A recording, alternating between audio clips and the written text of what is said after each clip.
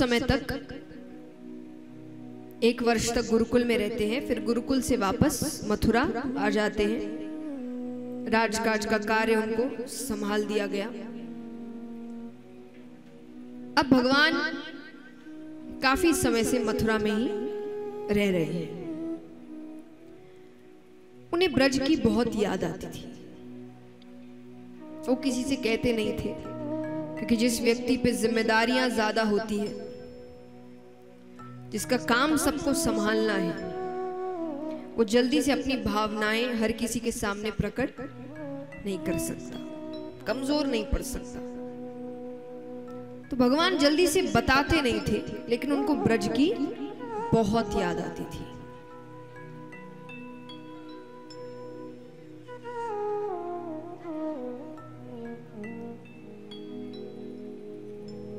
थोड़ी शांति बना के रखें, सभी से निवेदन है।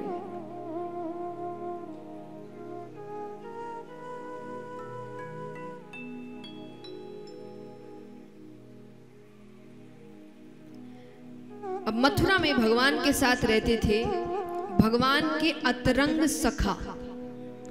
अतरंग सखा किसे कहते हैं?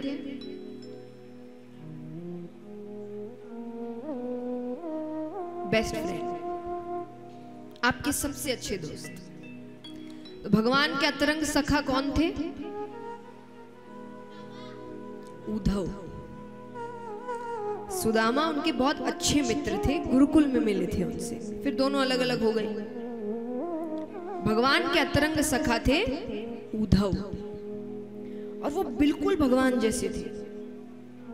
रंग रूप चाल ढाल गुण, यानी कितनी बार ऐसा होता था कि अगर भगवान की जगह वो चल के आ रहे तो एक बार के लिए लोग उनको भगवान समझते थे, फिर ठीक से देखे तो कहते अरे नहीं ये तो, यानी इतने मिलते थे वो भगवान से। गुण में भी ज्ञान में भी उन्होंने देवताओं के गुरु बृहस्पति जी से विद्या प्राप्त की थी। बहुत ज्ञानी थे उद्धव जी। सिर्फ एक चीज की कमी थी उनमें, उद्धव जी को ज्ञान के ऊपर कुछ दिखता नहीं था, पर भगवान जानते थे कि ज्ञान के ऊपर भी कुछ है, और वो है प्रेम। प्रेम माने हमारा आपका नहीं, आज किसी से, कल किसी से, परसों किसी से, वो प्रेम नहीं। निस्वार्थ, जिसमें स्वार्थ नहीं है किसी का,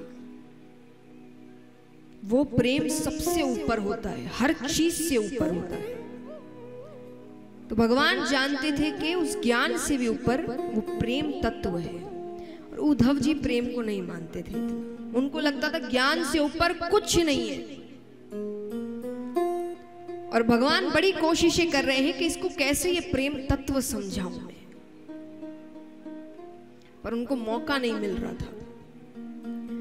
अब एक दिन भगवान को ब्रज की बहुत ही ज्यादा याद आ रही थी। जैसे बच्चे बाहर पढ़ते हैं ना, कई बार कईयों के बच्चे जो बाहर पढ़ते हैं तो माँ बाप को भी बच्चों की याद आती है, बच्चों को भी घर की याद आती है, लेकिन काम चलता रहता है। पर कभी कभी इक्का दुक्का दिन होता है जिस दिन बहुत याद आती है।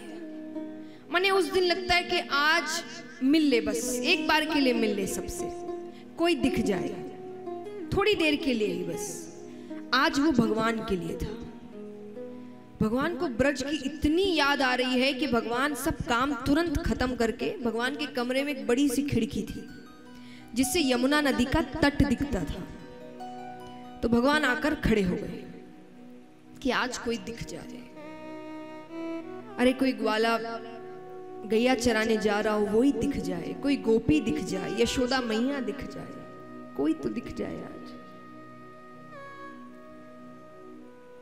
उतने में ही कुछ ग्वाल बाल जा रहे थे, सब नए थे क्योंकि भगवान को काफी समय हो चुका है अभी यहाँ आए हुए, कई नए ग्वाले आ गए हैं। तो वो गैया चराकर घर लौट रहे थे।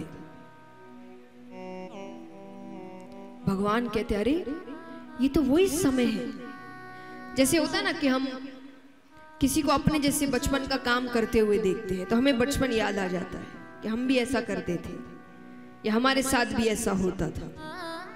तो भगवान कहते कि ये तो वही समय है जब मैं, श्री दामा, मुद मंगल, हम सब गैया चराकर घर वापस लौटते थे। अरे ये निश्चय वो इस समय है। और एक बार के लिए ऐसा बहाव उठा यादों का कि भगवान भूल गए कि वो कहाँ है।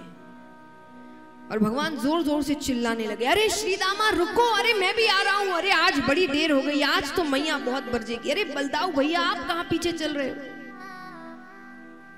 और जब एक बार उनका ध्यान थोड़ा भटका तो उनको समझ आया कि वो कहां है।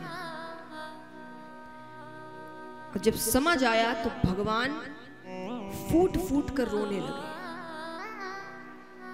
यानी इतनी तेज रो रहे हैं भगवान कि बगल के कमरे में उद्धव जी बैठे थे, उनको आवाज पहुंच गई।